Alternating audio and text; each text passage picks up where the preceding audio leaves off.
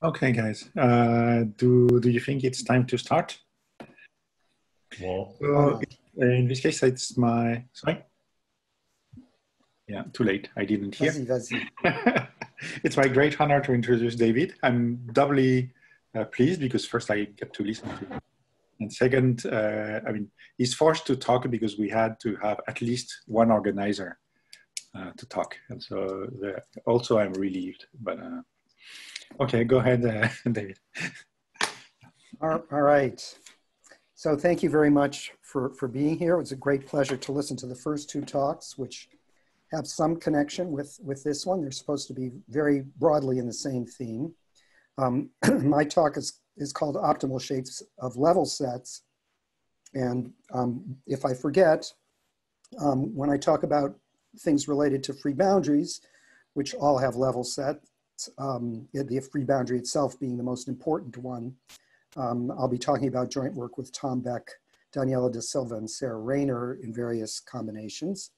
And when it's about minimal surfaces, if we get that far, it's joint work with Guy David, who needs no introduction here. All right. So I'm going to summarize. I apologize for my slides here are handwritten and not optimal, but let me just tell you roughly what we're going to talk about. I'm going to start with Neumann eigenfunctions, and I'm going to tell you what the Hot Spots Conjecture is. And then I'm going to try to give a kind of a physical interpretation, which is maybe why one should care about it. And at least if one is a physicist rather than maybe than a mathematician. And then I'll try to give you a quote unquote proof. It's a conjecture. It's very, very far from being proved, but there's a very important ingredient on which we've made some partial progress, which is the appropriate Harnack inequalities for level sets. And there's quite a bit more to do. So the level sets are level sets of eigenfunctions, but I'll explain, and this is one of the key points, that level sets should be thought of altogether in terms of free boundaries and other kinds of problems. These level set problems are related. And I'll try to make that clear when I discuss them in detail, when I introduce free boundaries, which you've already seen in the earlier talks. And then the whole point is optimal subdivision of space. And we'll have one honest theorem, which is this Friedland-Hayman inequality, which is a classical theorem from the mid-1970s, and there's a variant on that which we have a proof of, and then analogous questions in the minimal surface theory go back to even more classical theorems of very many famous people in minimal surface theory from the 60s and 70s. All right, so let's begin. I'm going to tell you, as I said, what's the Hot Spots Conjecture. So I apologize if this were a talk where I was able to handle my electronics.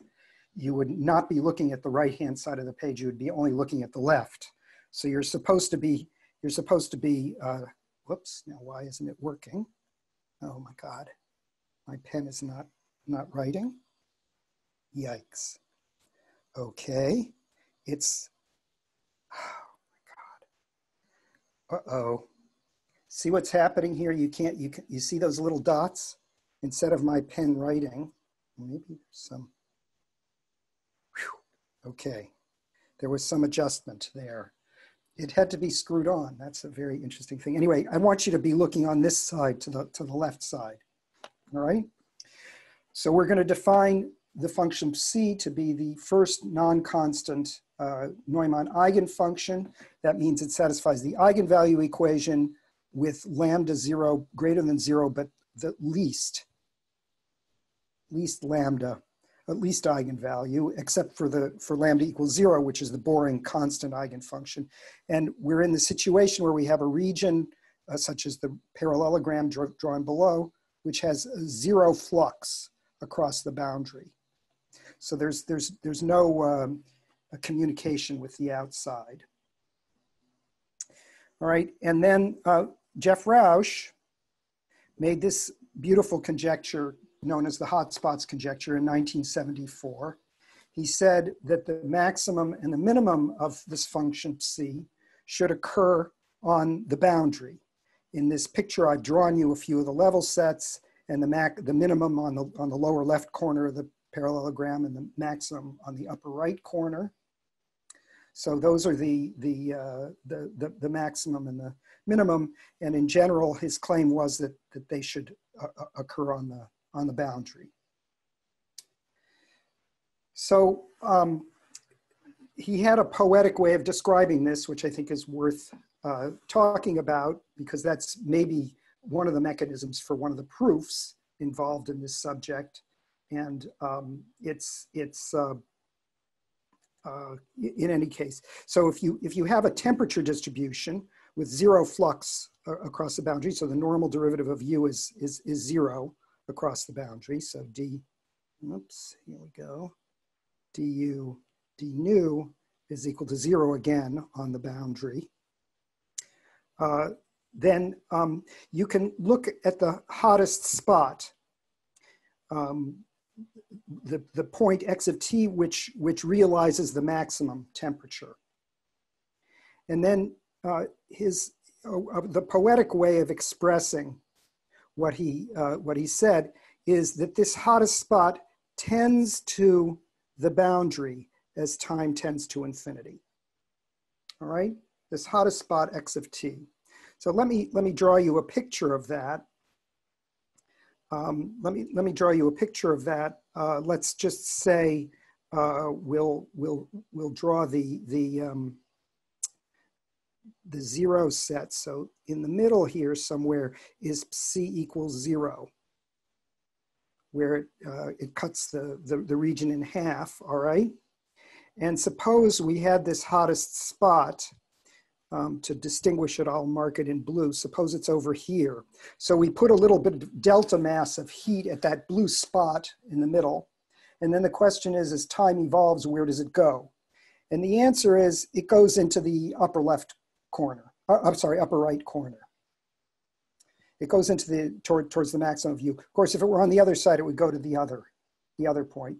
And it's easy to see that this is equivalent to the configuration of the eigenfunction if you take the expansion of the solution to the heat equation in terms of eigenfunctions. So the poetic statement is the hottest spot in a room tends to the boundary. And actually, if you look at it carefully, you'll see it actually reaches the boundary in finite time. You don't even have to go to infinity. So that's Rauch's conjecture.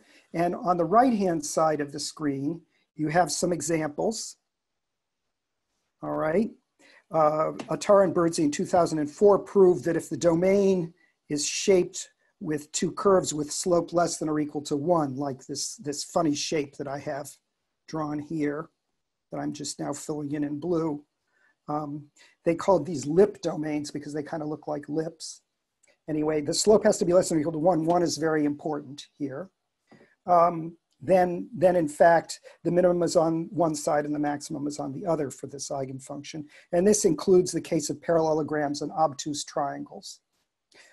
Astonishingly, the case of acute triangles took another more than a dozen years. It wasn't until 2018 that Judge and Mondal just recently were able to prove that this is true for acute triangles. So there are, you know, a relatively sparse collection of examples where this theorem is true. And in fact, there's some more news, which is that there are counterexamples.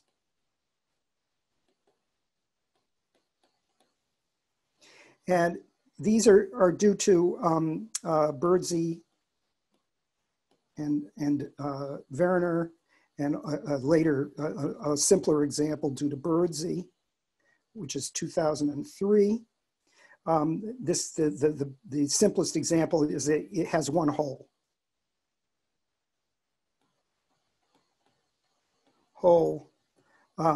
Hot spots can go wrong. So it's false. the conjecture is false. And our goal is to repair it. All right. So repairing Jeff Rauch's conjecture, I have two proposals which I claim are realistic, although wildly ambitious, given, I remind you, that the statement is only proved in some unbelievably simple cases. First of all, we're going to talk about it in all of n space, in all dimensions, and it's very, very important to me that it should be true in all dimensions. Later we'll see that that's important. And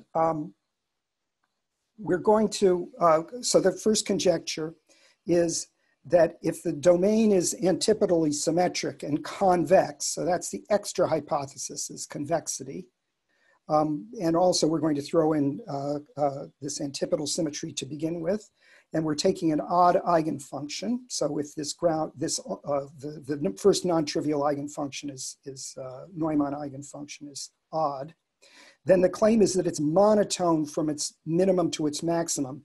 So this vector E is just the vector pointing from the minimum to the maximum. And the idea is that it's monotone. It just progresses from A to B, from min to max in a simple manner. All right. And the second conjecture is that if the domain is convex, maybe without the symmetry, then there are no critical points inside. The gradient is non-zero inside. All right, so I want to explain why this is interesting from a more sort of more canonical point of view. All right.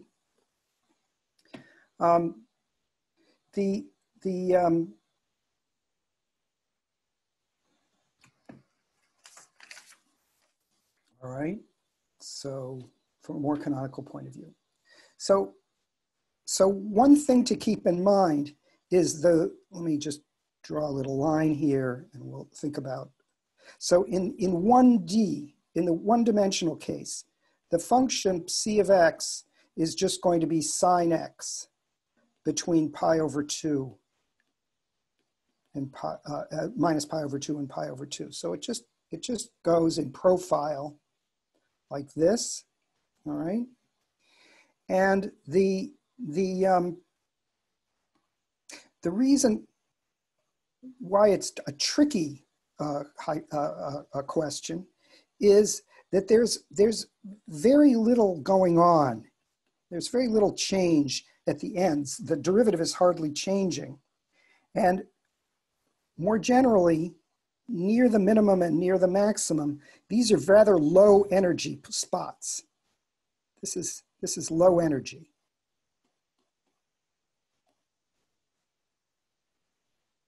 Nevertheless, we're claiming that the function is well behaved.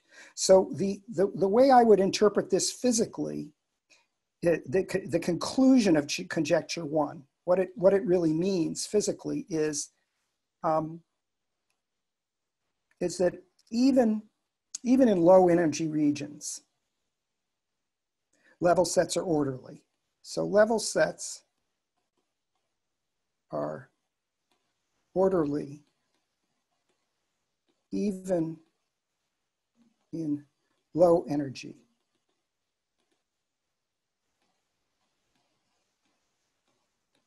So that makes it quite hard to prove something like this. It's extremely low stakes. The incredibly small perturbations are going to throw this off.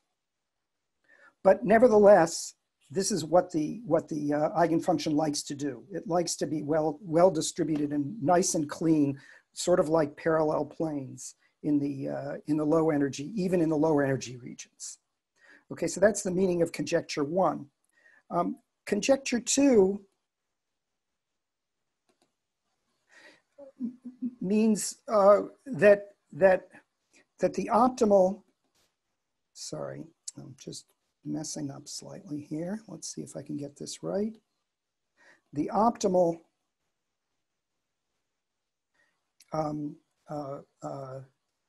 energy distribution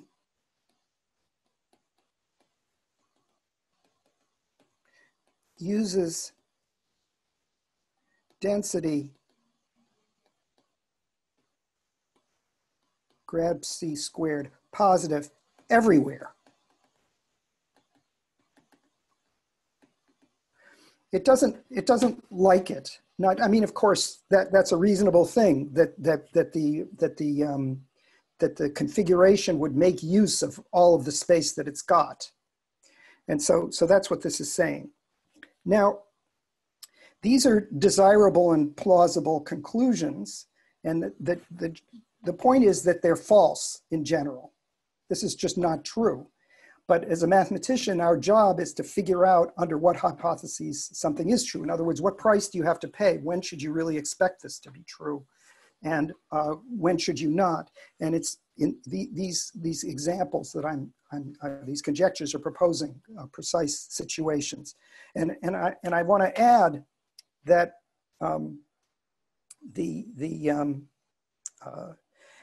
maybe I want to say this a little bit more. We have a sort of a larger agenda here that we're trying to focus on, and for that I'm going to go back to the picture on the previous page of this parallelogram, which is rather simple-minded.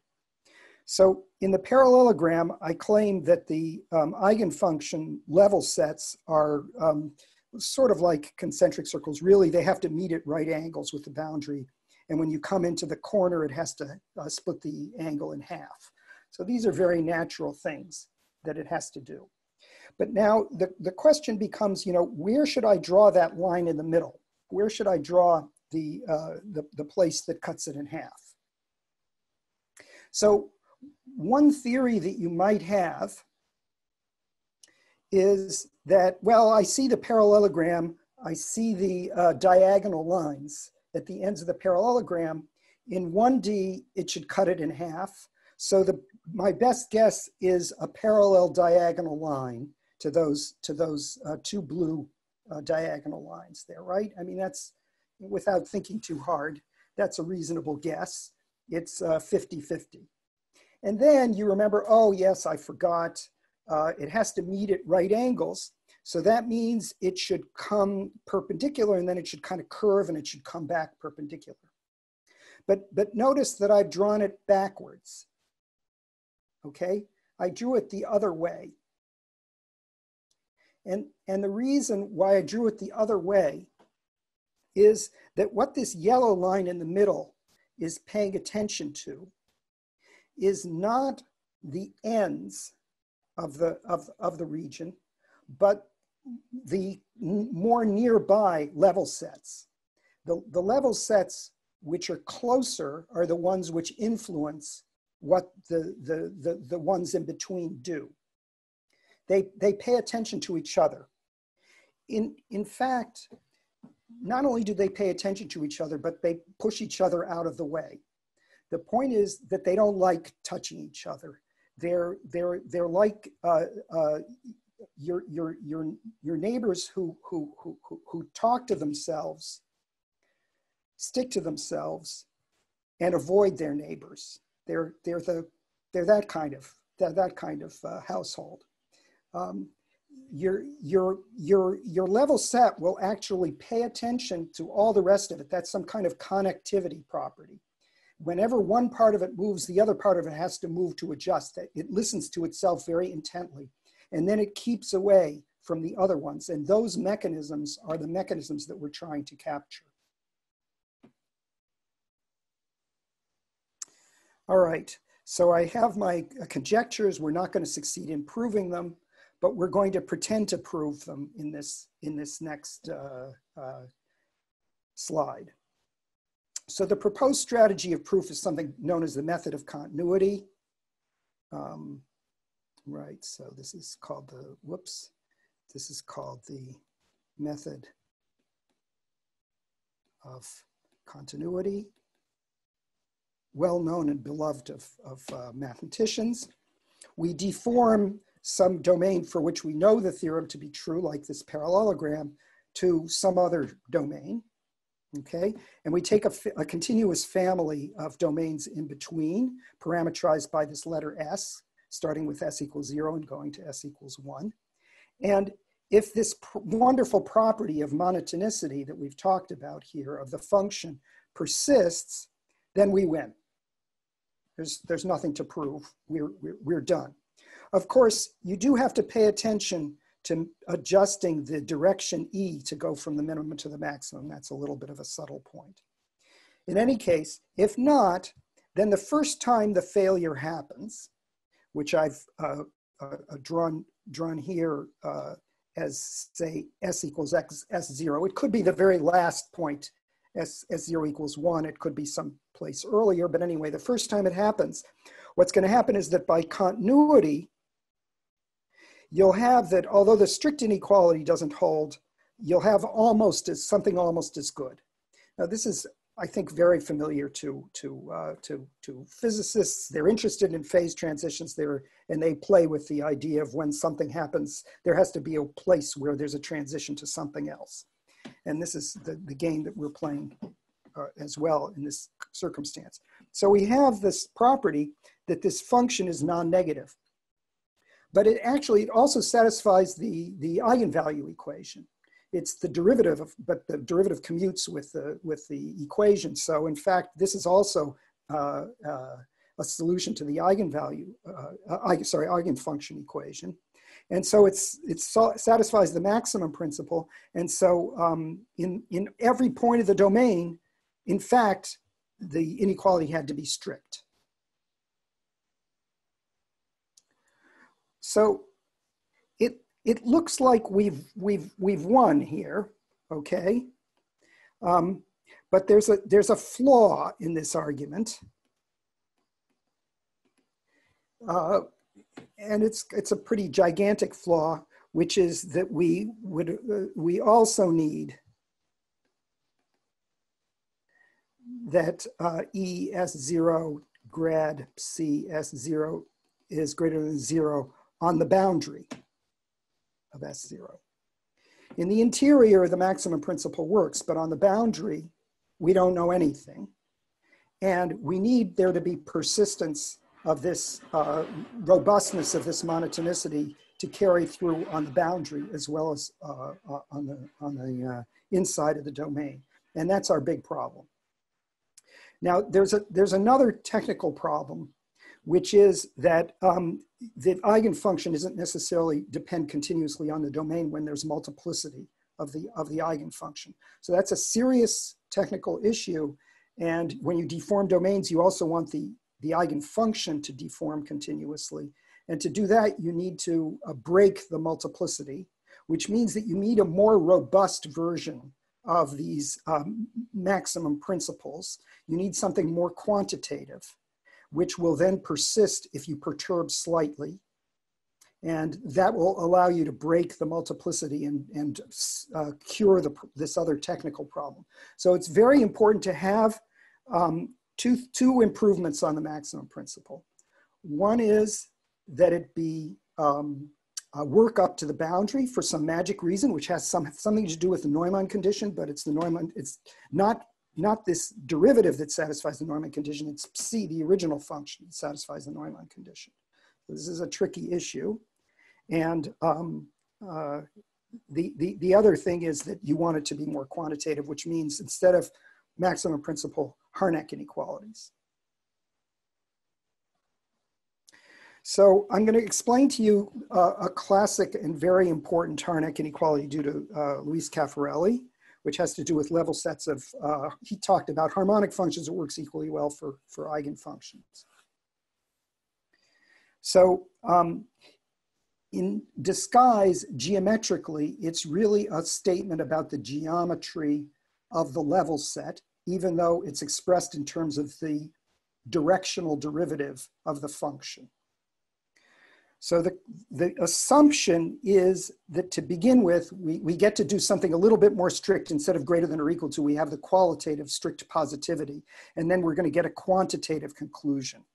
So over here in the beginning, I have this strict condition, but I'm only saying it qualitatively. And then in my conclusion, I have a quantitative bound on the directional derivative.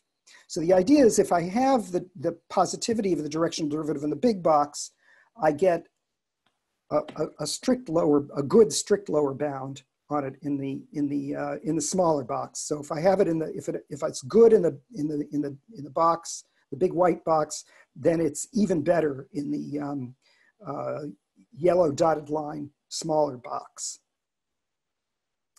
And the hypotheses are, well, you have this level set, which oh my God, I used the wrong.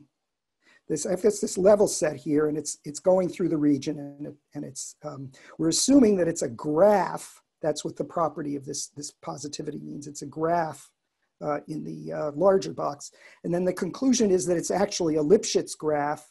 In fact, the way I wrote it, it has slope less than or equal to 100 in the smaller box, and that's the content of Caffarelli's observation. This is not too hard to prove, but it's a very, very important, and it's the first step towards proving eventually that free boundaries are smooth under many, many preliminary hypotheses. It's one of the key steps in his regularity theory of free boundaries.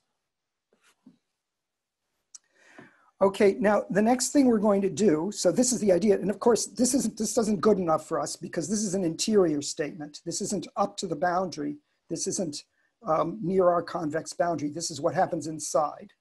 But we fixed the problem of being quantitative enough for us. So now we're going to do what you do in mathematics when you can't solve the problem. We're going to change the problem. We're going to change the problem to problems that we understand a little better. And this is really a key point, which is that semi-linear equations, like this one here, all belong to the same family. They all are amenable to Caffarelli's tools, even though they work a little bit differently, each one of them. So for each right-hand side f of u, you might have a slightly different mechanism, but they all satisfy something called the deformation maximum principle, which makes it possible to make use of the ideas that Caffarelli made precise when he studied free boundary problems. So in general, if you have one of these stationary or first variation equations, it comes from a functional, which is of this type, and we've met a number of these in the last couple of talks. So with the relationship that the capital F, which is the potential function or the potential energy, its derivative is little f. All right, so this is some kind of nonlinear potential energy, a function of the test function v. Then the simplest case is to take little f to be a bump function, just some compactly supported function, and then f will go from 0 to say to 1 or 0 to a half or something like that. All right, and when you look at this at large, so not only am I going to generalize the problem, but I'm going to now specialize it back to a simpler problem, which looks harder but is simpler. So I'm generalizing it back by taking the large scale view. I'm blowing down. I'm looking at the problem from very, very far away. And when I do it from very far away, the phase transition where f has its action is a very, very thin strip, and that degenerates to just a curve. And that's what happens if you take f being in a narrower and narrower band with still the same amount of lift for capital F. Little f is a delta function. And the equation in disguise is really Laplacian of u is equal to delta of u, or maybe a half this, I guess, because maybe the equation, yeah, whatever. Let's forget about this. I think I wrote it in parallel structure this way. Laplacian is equal to delta u. And right, I see, I have the consistent statement over here. It turns out that that's this free boundary problem that Guido de Philippis discussed this morning, which is that you have a harmonic function in the two phases, you have a jump in the gradient across, and you have this important, this is on this interface here, that you have this jump. right? And the interface, that blue part is known as the free boundary.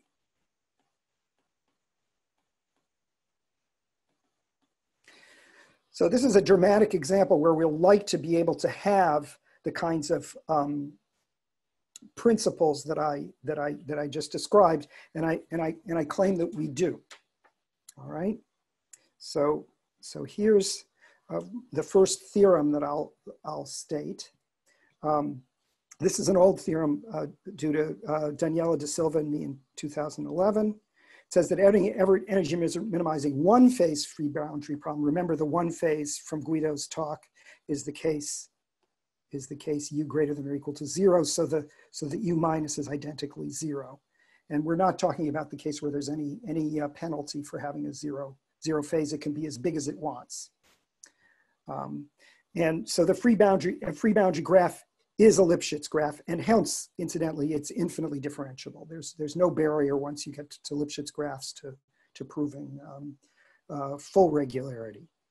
Now, there are a huge number of ingredients going back to very classical stories of this result. There's a theorem of Friedland-Hayman, which is a global inequality.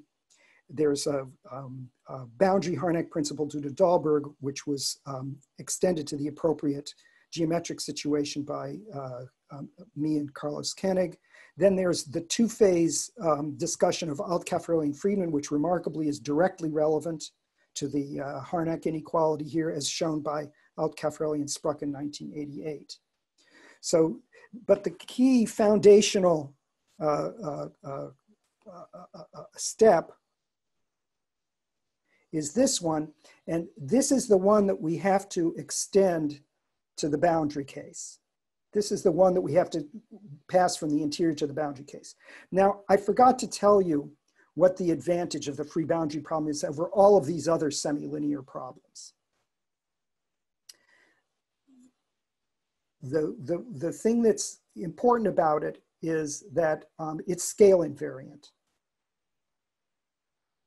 So that means that and the Friedland-Hayman theorem is about cones. So what it says is, by the way, Guy, how much time do I have left? None? You've got to talk so that I can hear you. Guy, you're muted, so I can't hear you.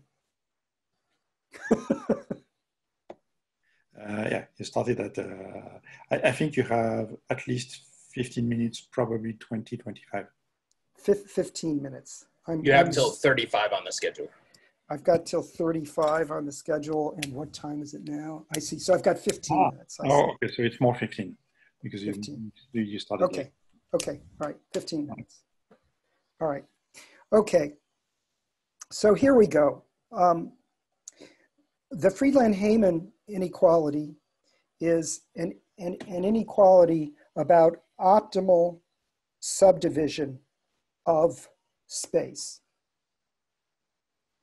And the basic reason why it's relevant to this problem, the first reason is related to the fact that I told you that level sets talk to themselves. So if a level set talks to itself, and that also, not just the level set that equals a constant, but greater than a constant. So a whole portion of the domain will talk to itself, but also the level set itself. Those are equally important, and they're very closely related. So it talks to itself. So the worst case for when a level set can't talk to itself is when it's in two distinct connected components. If it's disconnected, it's totally out of communication, or mostly out of communication with its partner in crime. So the way in which the Friedland-Hayman inequality talks about it is, if you have two separate things, then they take space from each other. They compete with each other. There can't be two of them unless they have sufficiently high energy. So what it says is the following. Suppose you have a cone. Well, so I'm gonna draw this. Right. Let's see if I can erase and draw what I maybe. So suppose you try to divide space in half by cones. So here's the divider between space. And over here, we have, say, gamma plus, and over here we have gamma minus. All right? So we've divided space into two cones. Now suppose on each of these cones, gamma plus and gamma minus, we have a harmonic function. And they're zero on the blue divider between them. So U is divided into a positive and a negative part. That's this first line here. And both of them are homogeneous. That's the phenomenon that it's a cone. So they each have a power law associated with them. So there's a power law alpha plus for U plus, and there's a power law, and a power law alpha minus for U minus. And they're harmonic in their respective cones. And then the conclusion is that actually the rate of growth, the sum of the two rate of growths has to be at least 2. And there's an addendum, which is equally important, which is that if you're in the case of equality, then the two halves are half spaces and the two functions are just linear. All right, so this is the Friedland-Hayman inequality, and it is the key to the two-phase regularity developed by Alt-Caffarelli and Friedman in 1984, and it's the theorem that they used. And it's also the key to the proof of the appropriate Harnack inequality for one-phase free boundaries, which goes through a very long development, which had that huge list of names before, which I won't go through again. All right, but this is it. This is the main point. This is the starting point, and if you don't get this, you're sunk. So the new theorems that I want to explain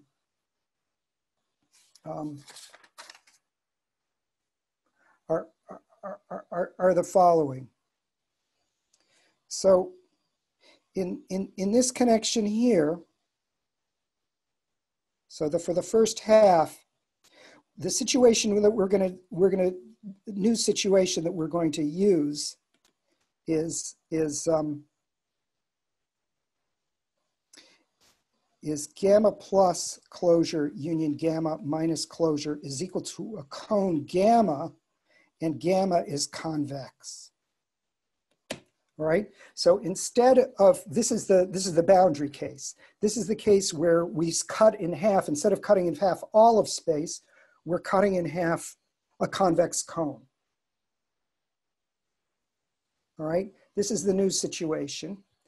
And then the theorem is true, and it was proved by Tom Beck and me and Sarah Raynor.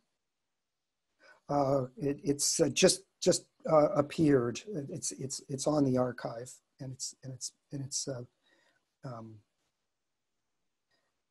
available. So this is a recent theorem. And then for the second part, the case of equality, the conclusion has to be slightly different. So the conclusion is that the cone gamma splits into a product of a real line cross a cone one dimension down. And the plus or minus u are, again, just these same functions, just the linear functions. And this, of course, is after rotation. And that theorem is due to me and Tom Beck. And unfortunately, we didn't manage to post the archive paper just yet. It's nearly done. All right. So that's a new statement. And I claim that it is the starting place for the convex boundary theory for much of this subject. Okay, now supposedly I have about 7 minutes left, maybe a little bit more, because I can grab some because I started a little late, but I won't take too much more. Okay, I'm gonna tell you.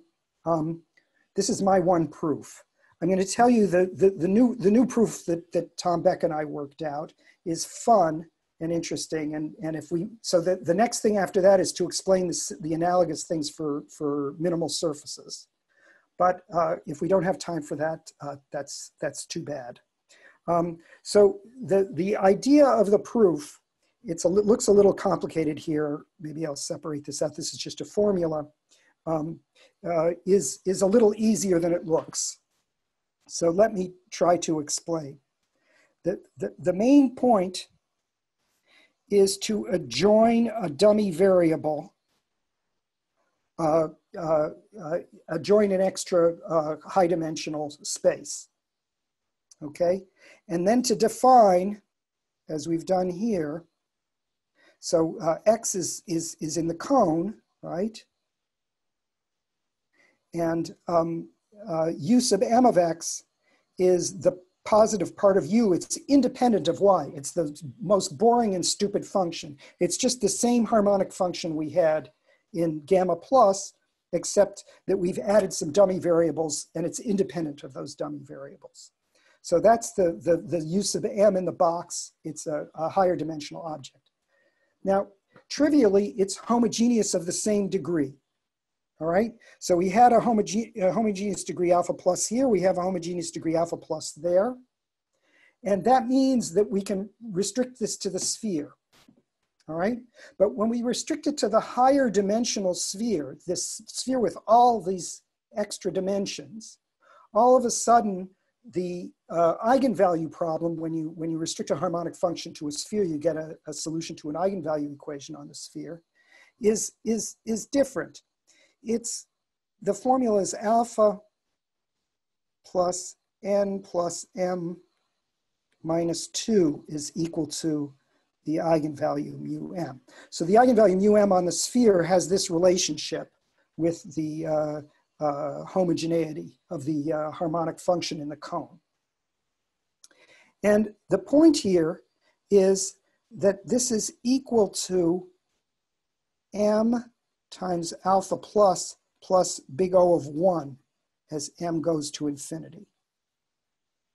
So this eigenvalue basically recaptures and remembers alpha plus as m goes to infinity. Of course, it's going there, and there's some negligible stuff that we get to ignore. All right? So basically, we haven't forgotten anything, and we can transplant this to a new problem.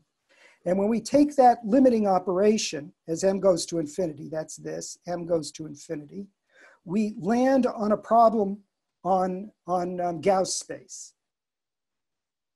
All right, that is the projected problem. And that's because of the thing in this lower box here.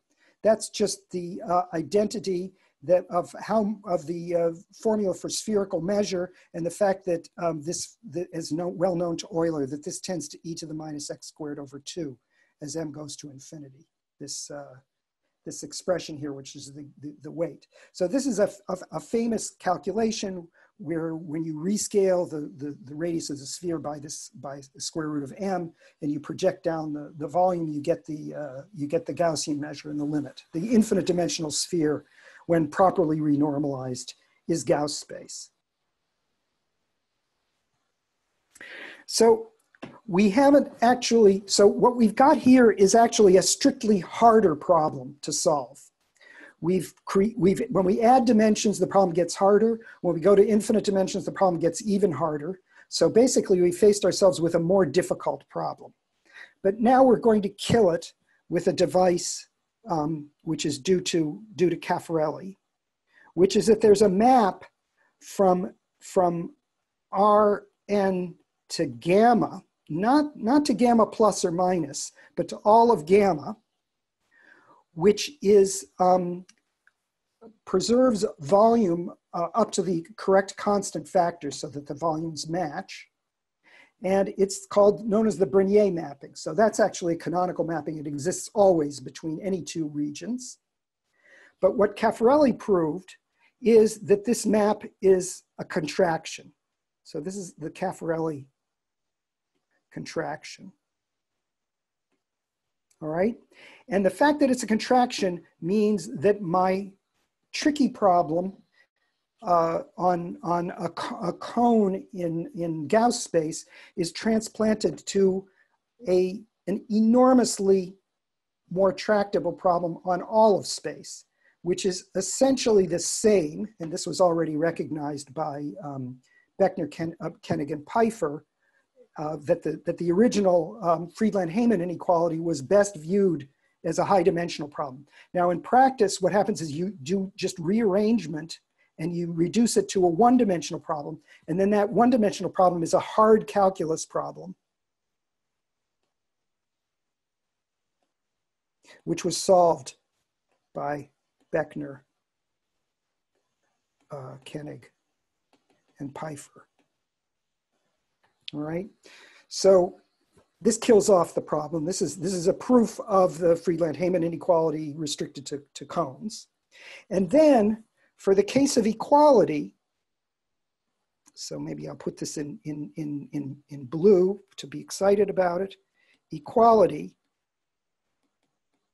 comes from a fantastic analysis of Caffarelli's contraction theorem by De Philippis and Figali. And that allows us to also do the case of equality. So sort of for free from this one calculation, is one insight. Well, so we aren't actually, it isn't quite identical to Caffarelli's contraction theorem because I have an unbounded cone. For technical reasons, he uses bounded domains, and you have to think about what happens when the things are unbounded. And similarly, in the De Philippis Figali, they didn't pay attention to this particular. Well, actually, they do treat unbounded things because they have this splitting property of with R. So it's that one is very close. All right, so those are the ideas of the proof. I'm already 1 minute over, so I'm just going to say one word about area minimizing surfaces here. I have a whole discussion of this, and I'll just say it. So there's a whole other story for area minimization, which is completely analogous. The appropriate Harnack inequality turns out to be the Harnack inequality for the Laplace-Beltrami operator on isoperimetric surfaces. There's a whole rescaling and problem to be able to reduce this to convex cones, and then many, many, many more reductions to get to the simplest possible subdivision of space, which I'm calling step 0 here, which was done in all of space by Almgren and DeGiorgi. And so suppose you have two least perimeter cones. The claim is that they can't meet only at a vertex. They must overlap, at least in a ray, in fact, in an honest n-1 dimensional surface, but that's an induction argument from this step. So this is the ground step. The statement that you can't have distinct least perimeter cones in space. And what Guy and I have is a new proof of the Almgren-DeGiorgi result, which I believe is sufficiently robust and is in the right category to go all the way through to this convex boundary case. And the way it works is incredibly simple. You just flow by level sets of distance from one of these bodies to the other on the sphere. And then you take the first variation of mean curvature, which has this formula here. And lo and behold, mean curvature has to increase. And what that means is that the leading edge of this growing distance set can never touch the other side because the other side is inconsistent. It's got mean curvature 0. You've got something which is positive curvature it can't touch. And so it sweeps it away. And this mechanism, I believe, if you just do it in the right viscosity sense with the right definitions, is very, very general. So I'll end here. Thanks. Okay, thanks a lot, David. So I told you're not late, you're almost early. Well, I just sort of try to that, be right here. Yeah, many questions are allowed, right? Okay, well, fine. If someone will open my conversation. I think you should not be shy, right? Instead of sending messages. David, I must have missed it, but you mentioned in the beginning that it's important that you are in higher dimensions. How, where, and would it be dramatically easier, hopefully, to be able to do it in a planar case? So I'm very ambitious and wildly optimistic. So I think it's true in higher dimensions. And I think that some of the questions involved become very much harder in higher dimensions. But as a result, you're forced to use fewer tools, or you're sort of forced to think. In this case, psychologically tying your hands behind your back helps you. On the other hand, in 2 dimensions, there's tons of extra stuff going on that's very, very helpful. In particular, the monotonicity along the boundary curve is all is the whole story. Mm-hmm. So it's just you can just follow along the boundary curve, and if you can just show that non-degeneracy, that is that the derivative progresses as you go along, which means that the level sets don't meet, they don't touch on the boundary, and it's crazy. They obviously don't do it. They obey they follow their marching orders, but this is actually more delicate than it looks, because if you just do a local problem, this is still a global problem. If you just do a local problem, it's not enough. There are counterexamples. That is, you can create a critical point, which then propagates inside in this very ugly way if you don't have the entire global. So you need the ends, and you need to make use of them. So this is why I believe that there are some global Harnack inequalities, which I'm working on very hard, and which we can discuss it in other ways that are just right for this. And they essentially just amount to, so so actually this formula on the slide right now is the only one where I've given a hint as to what one should really be doing. And why actually in 1D it's a little too simple to see what's going on, or at least for me anyway, to see what's going on, which is that you'd like to be able to think of the problem in a completely different coordinate system, which is that the function u is the dependent variable, and the surface is what's evolving. Mm-hmm. and flowing, and it's all of the differential equations having to do with the rate of change of all of its geometry, namely its curvature. So in one variable, you would only have the curvature and all of its derivatives. That is, but in higher dimensions, you have the whole matrix of the second fundamental form to evolve.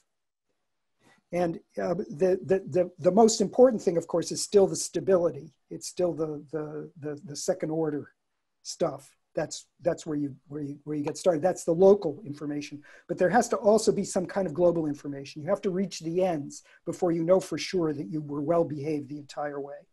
The level set talks to itself, but it has some very distant influence from the maximum and the minimum. It's still listening to the maximum and the minimum, and that's what you need to get to.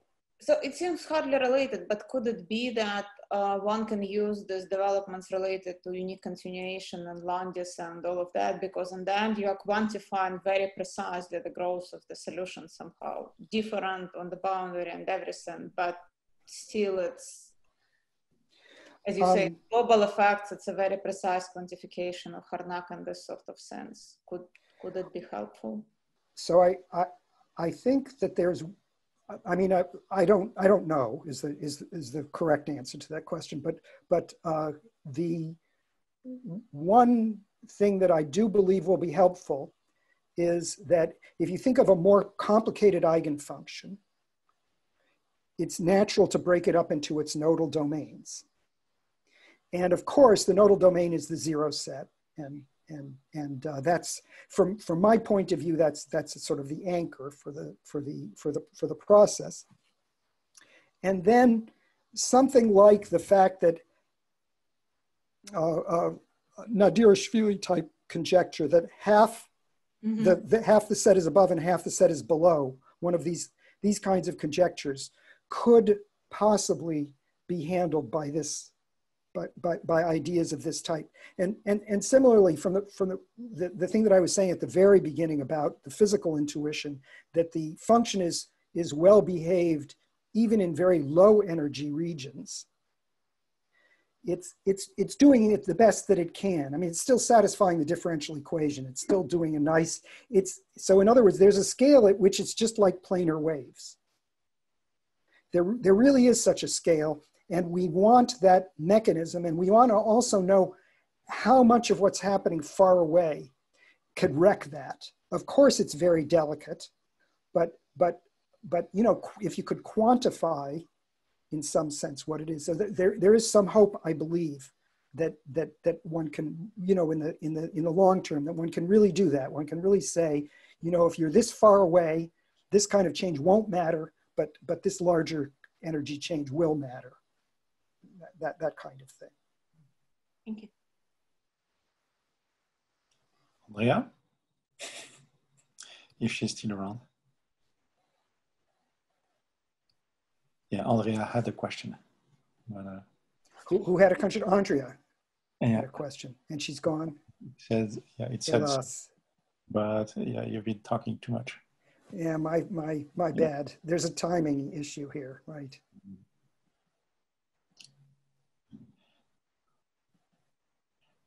I mean, there is still something very fishy about this, adding dimensions and getting some information. This is not fair. Well, so when you add, one way of thinking about it is the following, Guy, which is if you take one of these properties, which is true in dimension 3, let's say, okay, and then you add a little short dimension, extra dimension, then that's like a thick plate. Well, sorry, you do something in dimension 2, and then you add a short thing in dimension, and you just have a product manifold there. Yeah.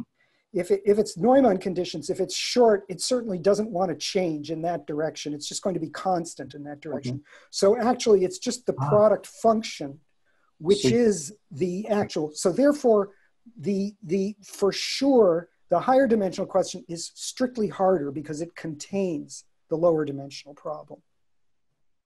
But you're not losing so much information. But so the point is you get incredibly lucky because the high dimensional problem is still true. That's the part that's the miracle. No, but I guess, yeah, in terms of Neumann conditions, the dummy variable is not paying, I mean, it's not really horrible, right? Right. The dummy variable is a modest change when it's short. When it's long, of course, then it takes over in the Neumann case. More questions? We have some time. But if no one dares. There is something saying, there is a question on chat. But the friends that I saw one with I can't read that because something about screen sharing or something, or maybe you cannot go to maybe I can. I have to change something else more. Okay. Chat. Okay, I think which said, would it help to take an u as the difference between two functions instead of having u plus and u minus? But it's strange because it doesn't look like a question for your lecture. So I guess we're talking about free boundary problems, and U plus and U minus would be. Would it help to take U expressible as G minus for two good positive functions rather than U plus or U minus with G and H non-negative?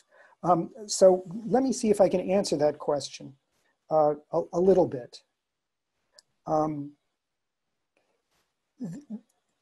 It's always necessary when you don't fully understand what U plus and U minus are in various contexts, certainly in free boundary contexts, to compare them with something, with competitors. Now, sometimes there are competitors that if the function has some behavior, you can beat it with a competitor in terms of energy, and it'll be less energetic, and that rules out that thing that you wanted to rule out. So that's one way in which, indeed, you do this. And then there are many other perturbations. The other mechanism that's used in this subject, which I completely suppressed, the mechanisms of proof of things like this Caffarelli-Harnack principle for level sets and the theorem that I mentioned due to me and De Silva, and it's also the one that's on the slide, which is directly now right here, has to do with bringing surfaces from one side and touching each other. So that means that you need comparisons where you have a function U which is strictly less than U plus. Sorry, a function G, let's say, which is strictly less than U plus, or a function H which is strictly less than or greater than U minus, that sort of thing. But really you do it one level set at a time sometimes. Okay, so there's a lot of that kind of comparison. There's two kinds of comparisons taking place. Yet if I just be horrible, it looks like it's very important to know where the free boundary is, right? Right. The whole problem is, so this is the other issue, which is that in these nonlinear problems, so first of all, probably the most important point to make is that the level set question for eigenfunctions is fundamentally a nonlinear problem. It's not a linear problem. The equation is linear, but the equation for the level set is nonlinear. So the fact that you then go off into Never Never Land and you have nonlinear equations is only modestly more difficult, and sometimes it's simpler because of scaling or some other reasons having to do with other tools that you happen to have. And the problem of not knowing where the thing is, with nonlinear problems, what you do is you prove it's a little better than you thought. Every time, so unlike with linear estimation, in linear estimation, you just got to do the whole estimate. You have no choice. You have to break it up into bits, and you have to pound on each little bit and estimate it. But with nonlinear problems, with nonlinear regularity, what you do is you say, well, the solution looks like this, but because I know it looks like this and I can do this to it, it looks a little better. And then you start over again and you prove that it's a little better than that. And then it's a little better than that. And so gradually you get more and more and more information, often at smaller scales or in some progression, in which you've improved your information about where in the world the free boundary is. And that's one of the main mechanisms of proof.